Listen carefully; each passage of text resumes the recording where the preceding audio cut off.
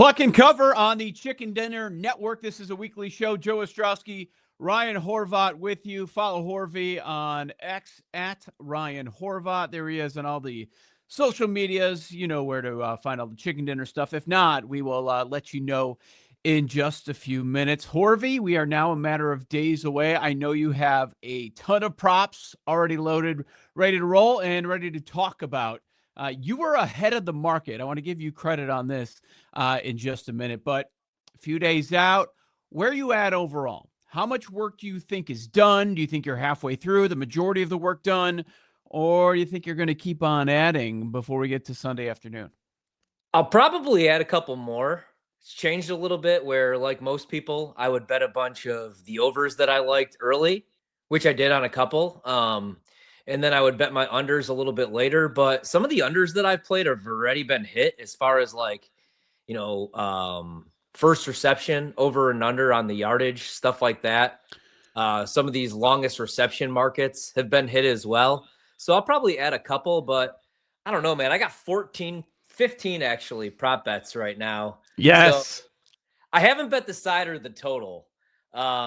I am looking to probably bet New England live if they get off to a slow start, which I do expect.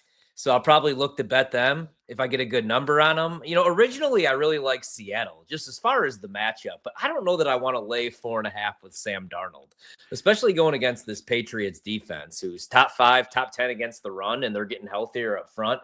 And the way that they've been getting after the quarterback, the way that they've been blitzing, like they've upped their blitz rate as well the last couple playoff games here. And I just don't know that I trust Sam Darnold. The lay 4.5. Now, if this number was the same that we got last week, if it was 2.5, 3, I would like Seattle, or if we got a better money line price. But current price, I don't know, man. If we get a good number on New England, that's probably who I'll bet live. But 14 prop bets, that's a lot more than I had last year.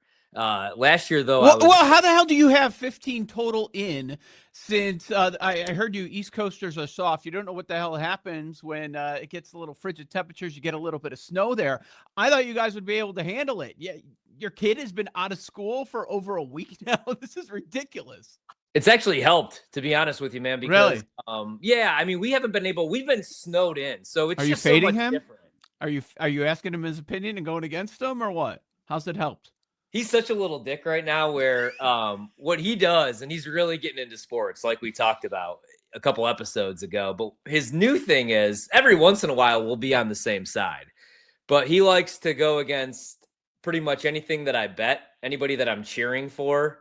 You know, like obviously like Notre Dame in this house is sacred. So he is a Notre Dame fan, luckily. But I'm a Green Bay fan. He's now, like I showed you, he's a Bears fan. And Caleb jersey. I forgot which game it was in the college football playoff, but he was on the opposite side and he was just giving me shit all week.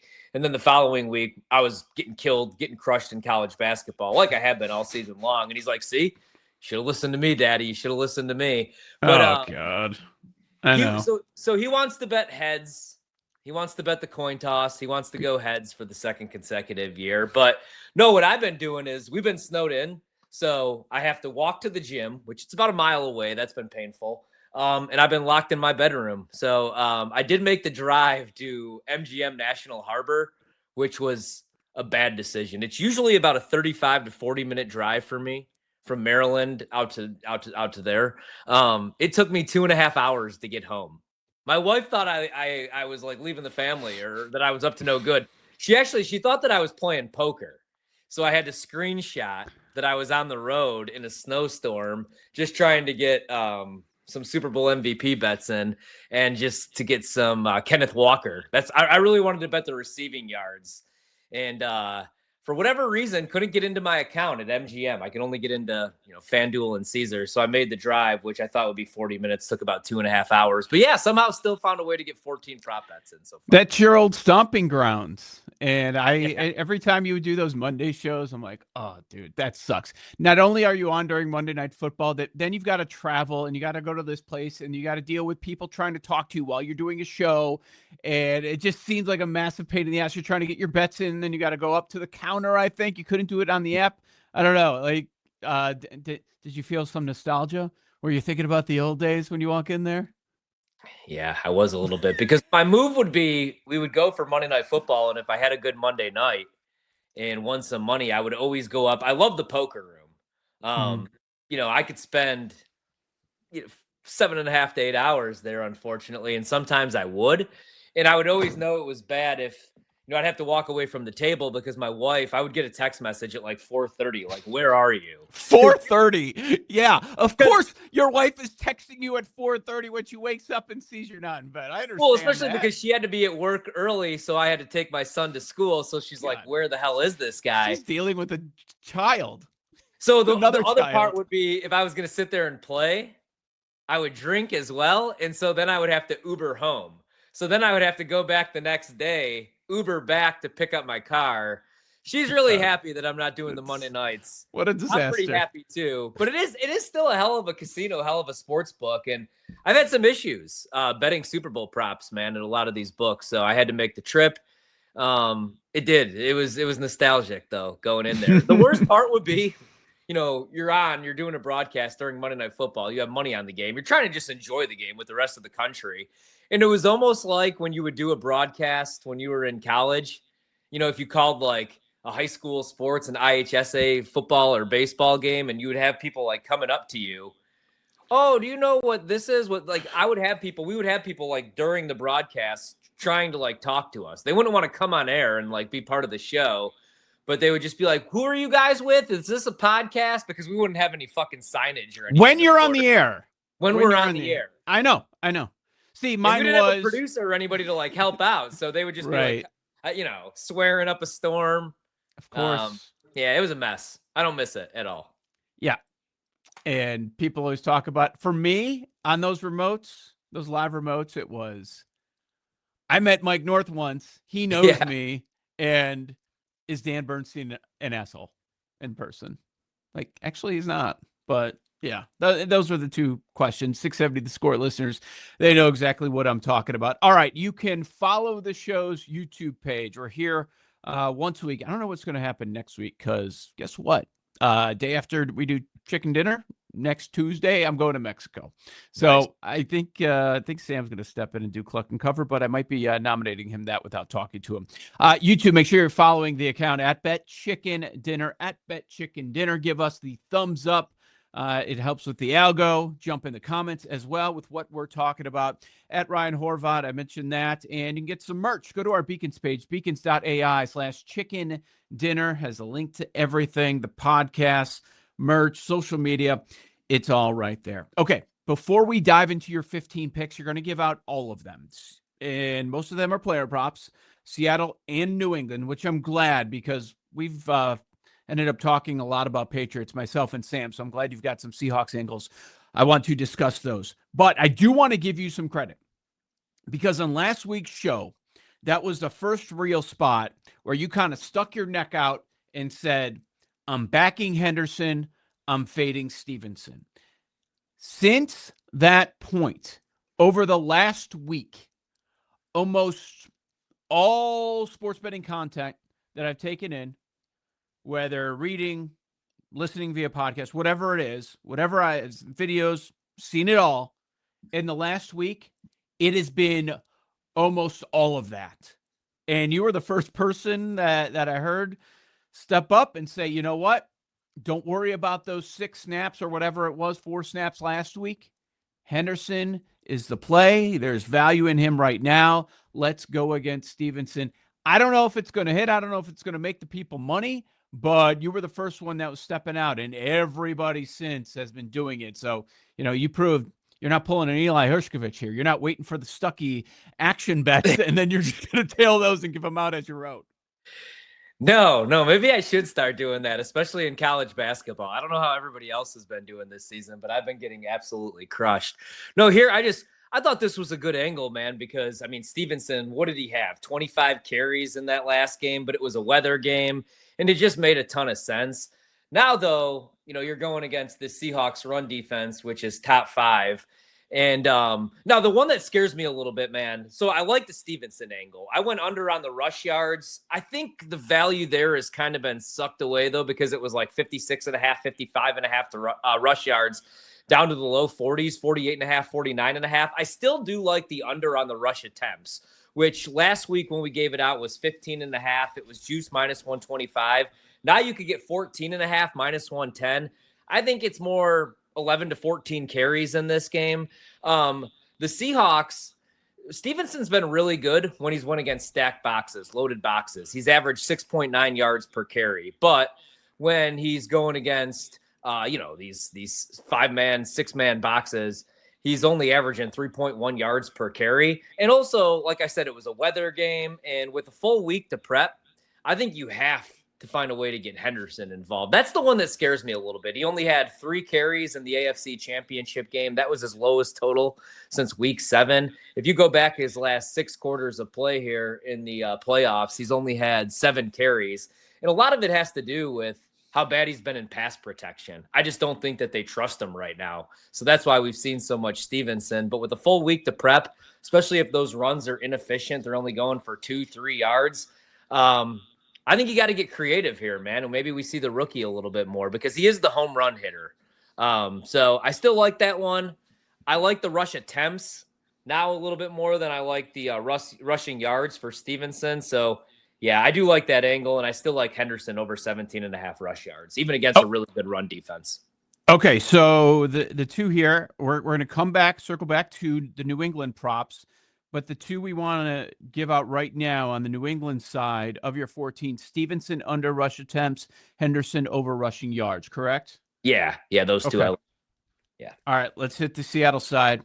Throw them at me. I've been struggling. A lot of the props that I've bet, the angles that I like are on that New England side for player props. Doesn't mean I like them in the game. I'm just over and under prop bets, how they line up. How many are on Seattle, and what are they? All right, let's dive into it. I didn't even count these up. So first one, I think Seattle's going to have to throw the ball here. The Patriots run defense, we know how good they've been all season long. They're top 10 in pretty much every single metric, but they're even better now because they got Milton Williams back. With Milton Williams off the field, he got hurt, I believe, week 11 through week 18. They were just outside the top 10 as far as EPA per rush. They gave up a 38% success rate, which was still really good, but it was just outside the top 10, number 11. Now with him on the field, though, 0.16 EPA per rush, number 2 in the league. 34% success rate, number 5. They're only giving up 3.1 yards per carry. So what I'm going to do here, I think a lot of these are going to correlate, so I'll just talk about them all here. I'm going to go over on Sam Darnold, 19.5 pass completions. I'm also going to go over, this is probably my favorite bet, shop around because I got 28.5 at Bet Rivers, minus 125 on the pass attempts. The highest I've seen, 30.5. I still do like the over. I think Darnold's going to throw the ball at least 32 times in this game. I went back and looked. Seattle, they've played, outside of the Rams, they've played 3 other top 10 run defenses. In all those games, man, Darnold's dropped back at least 30 times. So I think Darnold's going to throw the ball at least 31 times. So Sam Darnold over 28.5 pass attempts, minus 124. Darnold over 19.5 pass completions, minus 102. And then because this Patriots run defense has been so good, I'm going to go under on Kenneth Walker. Under 75.5 rush yards for the game, minus 110. But I like this one a little bit more. Kenneth Walker, it's been hit. It opened, I think it's 17.5. I'm going to go under 14.5 longest rush, minus 112. With Williams back on the field, they haven't given up a run over 12 yards all season long. So I don't think they're going to be able to hit any explosive stuff, man, even with, how good Kenneth Walker's been playing. Obviously, no Charbonnet. I do think, though, they're going to have to throw the ball as good as New England's been. They play a ton of man. I think they're going to play more zone here. And I think we're going to get more dump-offs. So also going to go Kenneth Walker. I didn't touch the receptions, but I like the receiving yards. Over 20.5 receiving yards. So all unders as far as the rush yards, longest rush, and over on the receiving yards for Walker. And I like the backup, Holani, a little bit too. I took the over 1.5 receptions, minus 130. I feel like that one's a little bit too popular, but I do think that they're going to have to throw the ball to these running backs, man, because we expect them to play a ton of man, New England. As good as Christian Gonzalez is, I think JSN will eat him alive. So I think they're going to play more zone against Darnold try to confuse them, because I think they start off by trying to get natural pressure, only sending 3-4. But if that's not working and he's picking the defense apart, picking the secondary apart, I think they're going to send blitz like they have. They've really dialed up the blitz. I think like 60% of dropbacks, Vrabel sent it. So that's my angle, man. Under on Kenneth Walker rushing yards, over on his receptions. And I think Darnold completes at least 24 to 25 passes in this game, even if they're playing with a lead, which is what the market's telling us. They're 4.5-point favorites. I think they come out and they throw on early downs. That's the other thing. The Patriots have a top 10 run defense. Still, teams are running the ball on 60% of early downs for what, 2-3 yards? I don't think that that's the way that you beat this New England defense with Sam Darnold on 2nd and 8, 3rd and 7. You don't want to be in those known passing situations. So I think Seattle comes out throwing early and often, especially with no Charbonnet. Yeah, I mean, all that makes a lot of sense given the matchup that we're dealing with. And I actually quickly mentioned the Kenneth Walker number with Sam yesterday on the show. And there's a range on the rush yards for Walker. Yeah. If you're looking to go over, the shortest you can find is at BetMGM 71.5, but most of the market 73.5, 74.5. You mentioned maybe you can find a 75.5. It's really making things easy on New England. You already have a stout rushing defense, and then you have one speed, right? You can't really change things up. You know what you get with Kenneth Walker. With that Charbonnet injury, it's more difficult for them to change things up, and they're very predictable with that run game. So there have been other matchups where, okay, maybe they're going to take the ball out of Darnold's hands. This ain't it. No. It does not set up that way. So it's going to have to be Darnold passing. In a way, a lot of these that you just gave out correlate. Darnold passing completions over, passing attempts over, Walker rushing yards under, longest rush under, and then, okay, switch it up with over on the receiving yards. I did want to ask you on that. Are you going heavier with the Walker unders, or is it the same as far as bet size? I'm not asking how much you're betting, but are you going the same amount? Like, is it one unit on each of these? It would be like one unit on each of them, except for the receiving yards. That's the reason that I drove actually to National Harbor, because I wanted to get a significant amount of money on that one down. Oh, okay. So it was easier for me to go at the counter. And then I also met a buddy that I know that does some local radio, and I had him place the same wager for me. I really like that one, man. The unders obviously scare me because he could rip a long one, and then that fucks me over because I already have a pretty decent sized bet on the longest rush. I bet that really early, though. So I did bet it again at 14.5. I liked it a little bit more at 17.5, which I never touched. I think it was, I'm looking at it right now, 16.5 minus 115 was the first one that I bet on Walker. But I mean, that's scary the way that he's been playing. And, especially if Seattle does come out, they're throwing the ball on early downs. Patriots defense is a little run down in the second half. That's what scares me. That's when you can maybe get the home run, but I just don't see it happening. So I will say, though, my favorite one is the receiving yards for Kenneth Walker. I think they have to get him involved in the pass game. And I do think that New England's going to do a pretty solid job on the outside, even against JSN in this game. Hopefully not too good because we have the Super Bowl MVP bet plus 550 on him. But I think they're going to use him in the pass game. So that's my favorite one, the receiving yards on Walker. Again, it's 20.5 right now, minus 110. I know you said it's popular, but it's probably more so just juiced. I don't think the masses are going to come in and bet George Halani, but over 1.5 receptions. Yeah, you've got to lay a price there, but the guy had 4 targets, 3 catches in the last game, hasn't been playing all year. So that, I think that's a sneaky, sharp play. I don't think it's going to be all that popular. We know who the popular players are going to be when it comes to props. Yeah, the other thing I was going to say on him, as far as if I were going to add a couple things, maybe a couple long shot bets for fun, like Kenneth Walker, 30-plus receiving yards. But I think Halani is interesting in that angle because, again, I haven't looked in the last 24 hours, but I want to say like 25 to 30-plus receiving yards, shop around. I think there was some like plus 350s out there or something better than 3-1. That might be an angle I look at, especially let's say New England does come out and somehow builds a lead in this game. Maybe Darnold turns the ball over, and you got Seattle playing from behind.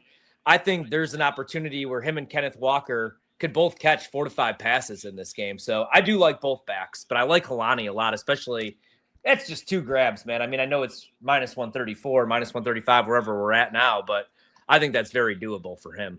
Okay, you gave out 6 on the Seattle side. Do you have any more, or can we jump over to New England? Yeah, just a couple more for fun. Sam Darnold over 6.5 rush yards. I bet it at 5.5, but it was minus 145. 6.5 is fine, minus 110.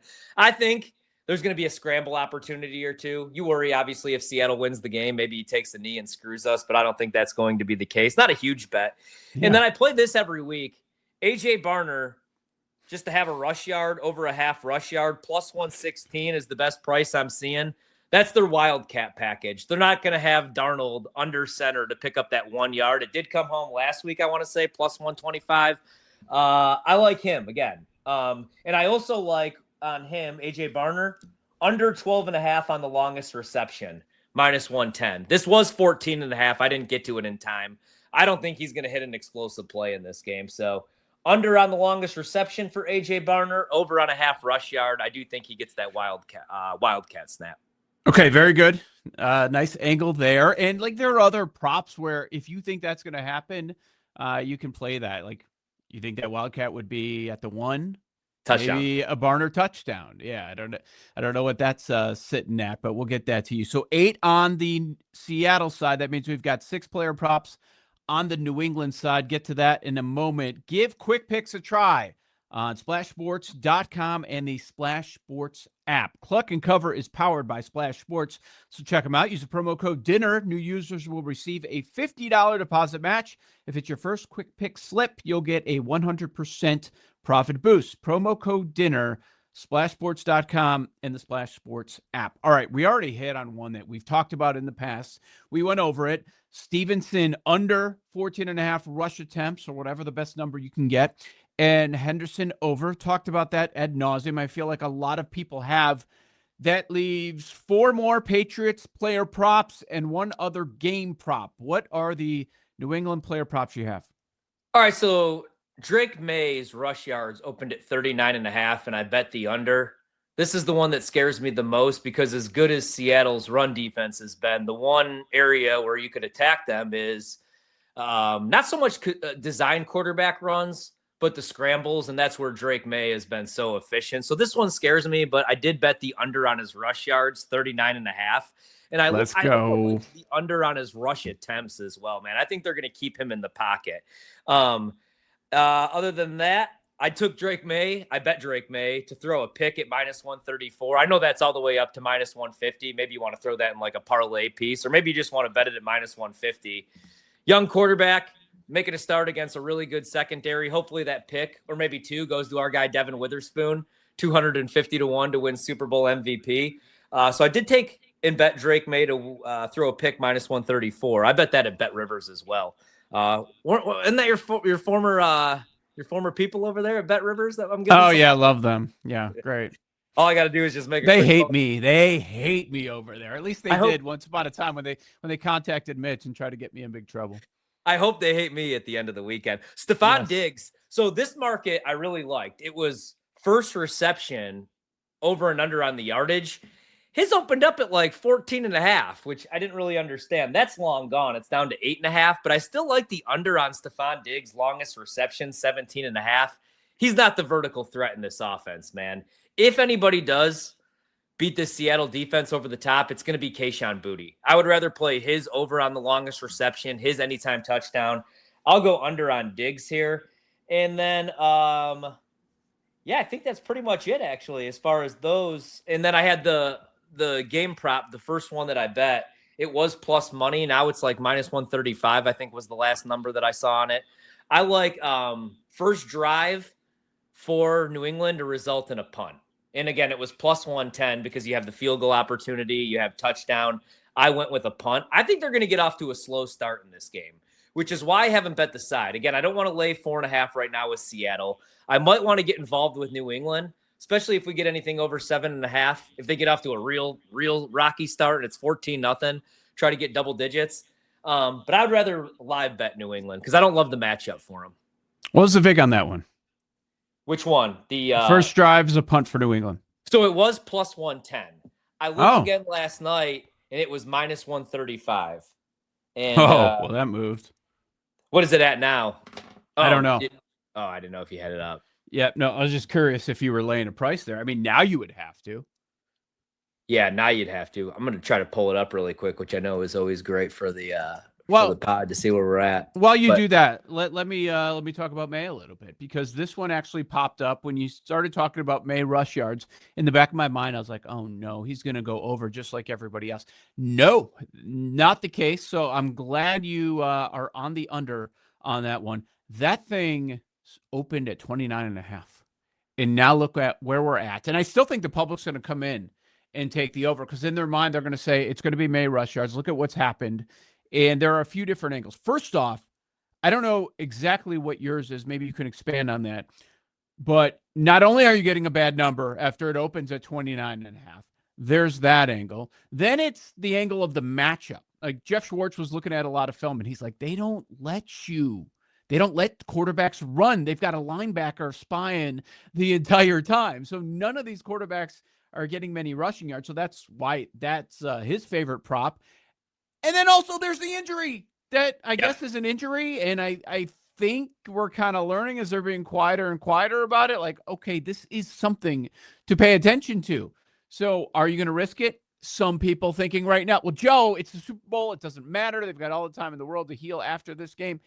Maybe, but he might be a little more hesitant. He is a human being here. So I'm glad that's the side that you're looking. I'm absolutely going to be with you on the rush yards. Don't know about the attempts, but as far as rush, I mean, it all makes sense. It correlates, right? I mean, they're probably both going to hit. So I do like that. And you to get 39.5. The highest I see right now, I think it's 37.5. So it's coming back a little bit, but not enough. yeah, man, I worry again. I don't know how healthy he is. He's been really bad here in the playoffs. I love Drake May. I've always been a fan, but he does still have some bad habits. It hasn't really helped that the offensive line hasn't been very good. Will Campbell, I think he is better suited as a guard. I was trying to make the case for him in the draft, that the arm length, the arm size thing, it wasn't a big deal. I mean, I don't know. He just hasn't been very good since the knee injury, since he came back from the injury. And also, I mean, it was a good opportunity to fade everybody else. I mean, everybody I've heard likes the over and the over on attempts, yet the yards continue to go down. So it makes me feel pretty good on that angle. And we'll see. I could also see him just killing us with one long rush of like 25. And then it's like, that was a bad idea. But I do like that angle. I did find it. So it's what will happen first for New England, punt or points. Punt, was plus 112 when I bet it on FanDuel. Right now, it's minus 135. So not terrible. I do like this. And it's under, if you search Patriots first, it'll just pop up. It's also under Super Bowl game specials. What will happen first for New England? And that's FD, FanDuel. Will you be over or under 19.5 bets for the game? Probably just under. I'm thinking like 18. Oh, okay. I was 18 expecting might that be to the be an soft easy spot. over, and then I was going to have to move the number up. I mean, I don't have any access. Like back when I had a bunch of offshore accounts, I would bet a bunch bet of action. I know. I would bet a bunch of the novelty props. Kendrick Lamar will bring out Dr. Dre. I have no idea what Bad Bunny is going to do, and I haven't really seen a whole lot. I will probably have to take the coin toss. I'll throw I'll throw some money on for heads for my son. But yeah, I don't know. This might be about it for me, man. And then maybe a couple live bets on the actual game. How many are you at right now? Much less than you, but we're going to give them all out tomorrow on the show. Okay, so I have one traditional bet of the novelties that I don't have any intel on yet, because this doesn't come out till Friday, and our show's going to be done at that point. But I bet it every single year. It is my favorite bet. You talked about a couple of them, depending on the number. I don't mind doing Gatorade, something fun like that. Yeah. But I love the anthem. I love betting the anthem. I will have a bet on it. I'm still trying to figure out what I'm going to do with my guy, Charlie Puth. You got to go over. Why? Why do I have to go over? Because I think Charlie's going to bring it, man. He's going to hit that high C. No, I don't know. I haven't even seen it yet. It's a weird year. I haven't looked as much at the commercial stuff, I don't like the cross sport ones anyways. Here, I'm pulling up the anthem right now for you. And you go to some of these offshores, you got 14. Will the anthem be longer than any Bad Bunny song? Well, some of them end up being really short, right? Because they mix it up. because they try to get in as many as possible. So 2 minutes. Yeah. Interesting. Okay. So I'm looking for the length of the anthem. We're at 123. The other day we were at 120 seconds, 2 minutes flat. So now we're at 203. when do you think they pull it off the board? Because I mean, it used to be up day. It always happens on Friday. Friday? Usually on Friday when it comes out, when the rehearsal's out and word starts spreading and they see the money coming in by people that win, then they make it crazy juice for a little bit, and then they end up pulling it off the board. It won't be up there on Saturday, I don't think. If I'm going to bet the under, I might wait until Thursday. If I'm going to bet the over, I probably want to grab it right now since it's already went up 3 seconds. I'll bet it. I never do stuff like who will be first seen during the national anthem. Is it going to be Darnold? Is it going to be May? Will they show a Seahawk? Will they show a Patriot? Who's going to be shown first in the anthem? I mean, that's easy, right? Between the two head coaches. Vrabel's the story. People, your average football fans, there's going to be people that sit down and watch this, don't even know who Mike McDonald is, and it's going to be explained to them who it is. The Seahawks head coach is no longer Pete Carroll, guys. Yeah, and I think Darnold's the better story, obviously. I mean, no doubt. Over Drake May, right, exactly. Drake May's in his second year. Nobody has any clue who the kid is, whereas with Darnold, he was a Jet.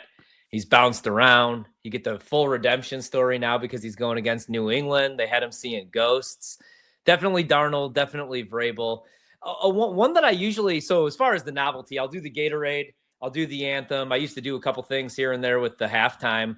But I used to play more like total first downs, total yardage, total rushing yards. I just don't have a really great feel about how the matchup goes down.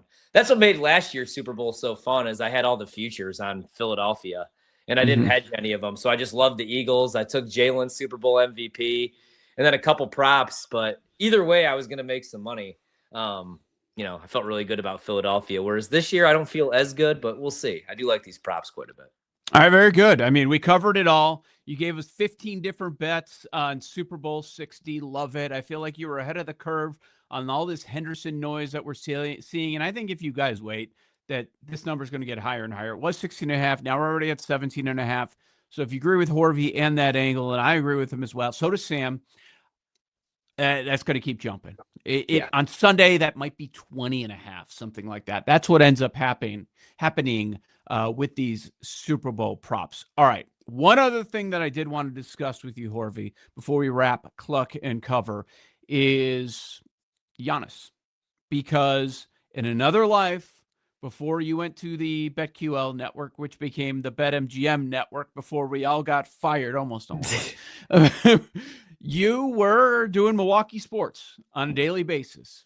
Most of that meant that you were talking about the Packers, I'd say for the majority, and a good amount about the Bucks, maybe a little Wisconsin Badgers, but it was mostly Packers, mostly Bucks, and you were up there during the championship run. And now Giannis, at the age of 31, the chatter is, by Thursday afternoon, is he going to be dealt? And we talked about it with Sam. We saw massive movement towards the Bulls, that he's going to go somewhere, that they're the favorite. Being a guy that's observing the Bulls my entire life, I don't see any way that happens. I don't know what they really have to offer. It doesn't make a whole lot of sense to me. But okay, that Chicago money is always going to move stuff. Knowing this ownership group, knowing this organization, how Giannis feels, your experience of covering the Bucks, what do you think happens before Thursday's deadline, if anything? I think they're going to move him. Also, being from Chicago, being a big Bulls fan, not so much the last couple of years as I boycott the team because I'm so sick of the fucking play-in tournament. More than a couple for me. I don't think it's to Chicago. I think it should be to Chicago. I do think that the Bucks have to deal Giannis now. He's clearly unhappy. Also, at this stage of his career, he's still a top 10, top 15 player, but I don't think he's good enough to carry a championship team. Definitely with this roster. I mean, the championship roster has been blown up. Drew Holiday is gone. He's in Boston. They moved on from Chris Middleton, rightfully so. He was getting old. A lot of those guys have gotten old, except for Giannis. So I think you got to get what I would do. So I did this with my buddy Bart Winkler, who used to host mornings in Milwaukee, and he wants this package. He wants all. He was fired too. Yeah, and we were going over all these names, and he's like, Miami, Tyler Hero. And I'm like, Tyler Hero's a nice player. He could be an all-star, but he's never going to be the best player on a championship team. I would want to go the OKC route, the San Antonio route, and I would want to just blow up the entire thing. I know draft picks, it's all a big crapshoot in the NBA because it's not like the NFL where you have the worst record and you get the number 1 overall pick because of the draft lottery. I think the Wizards are proof of that. Every year they stink. And they never have the number 1 overall pick or a top 4 pick. But I think if you're the Bucks, that's the route that you have to go. You're not a free agent destination. Nobody wants to go play in Milwaukee. No offense. Love the people in Wisconsin. And I would want a bunch of draft picks. I would want first-round draft picks because you don't want to be in basketball hell. I think basketball hell is what the Bulls are in. The play-in tournament. Sucks. You make the 10 seed, the 11 seed. You win, 35 to 38 games? I would rather win 18 games, win 17 games, win 16 games, and then find the next Giannis, the next Wemby, the next Cooper Flag. So I think if I'm in that business, I'm just trying to get draft picks. But I do think that they move them. We'll see. I know a lot of people thought that Golden State was going to get creative and try to trade like Kuminga, maybe some draft picks, maybe somebody else. But I think he gets moved, but not to Chicago, unfortunately, even if they are the favorites. Bulls were involved in another one of these small 3-team deals earlier today with Detroit and Minnesota. Ivy and Conley to the Bulls, Herter, Sarge to the Pistons, and then there's a swap of a one between Detroit and Minnesota as well. Like these smaller deals, are they going to go big boy hunting? That'll be interesting. Finally, maybe they end up doing something. I just don't see it. I don't see how Milwaukee is motivated to send him to Chicago. It's probably going to be the Western Conference. That's how these things usually go. And it may be frustrating to some people. Just get the best deal you possibly can. Okay, with that said, I don't see any way Chicago offers the best deal, even though people are betting on that to happen. Right, exactly. I don't think that they're going to be able to offer the best deal. I do like Jaden Ivey. A couple of years ago when he was in college, man, I compared him to Derrick Rose. I was like, if he could just develop a jump shot, the same thing I always said with Rose, but he's athletic as hell, has never really panned out. But yeah, I don't know what the Bulls have to give up. And I ultimately think at the end of the day, like a team that's trying to win is going to give up more for Giannis. And like going back to Bucks fans, I get being upset. You want to go to the Pfizer Forum every single night and watch your best, watch a franchise player, watch the guy that helped you win your first championship since the 70s. You don't want to go and watch 82 games of Kyle Kuzma. I understand that. But if he doesn't want to be there, you got the championship. You had the fun memories. You just got to let him go, man. You got to blow the entire thing up because, again, I don't think Giannis at this stage of his career is good enough to win a championship on his own. It seems like we're going to get a lot of activity. If this is any indication, now you got Jaren Jackson Jr., he's going to Utah. So maybe this is going to be, okay, the NFL is about to go away where the NBA starts to take over. A lot of people are introduced. They're either going to go the NBA or the college basketball route. Many people, they've got lives. They got to pick one. And NBA might be able to steal some people their way with all this activity that's happening. I mean, it's wide open this year. As good as OKC is, they've had some struggles here the last couple of weeks. I still ultimately think they end up winning it all. You could always make the case for Denver as long as Jokic stays healthy. Then you got all these young teams. I mean, I like watching Detroit. I don't watch a whole lot of NBA, but when I do, I watch like Detroit because they play hard. The last couple of years, I've enjoyed Minnesota. I just don't know who to trust when we get to the postseason. If I had to place a bet today in the East, it would be Boston. I mean, if they get Jason Tatum back and they get 60% of Jason Tatum, he's never going to be fully healthy this year. I think they got a legit shot to reach the finals. All right, Horvy, best of luck with all your wagers. Sounds like most of it is done, and they make sense. There's none that stand out where I'm like, oh, that's a dumb play. I don't like that. By the way, we mentioned Barner touchdown. It's only plus 250, the best price. I don't even think that's even worth playing, but a lot of these angles make a lot of sense. They are correlated in a number of ways, but it sounds like no side, no total. Final word, right?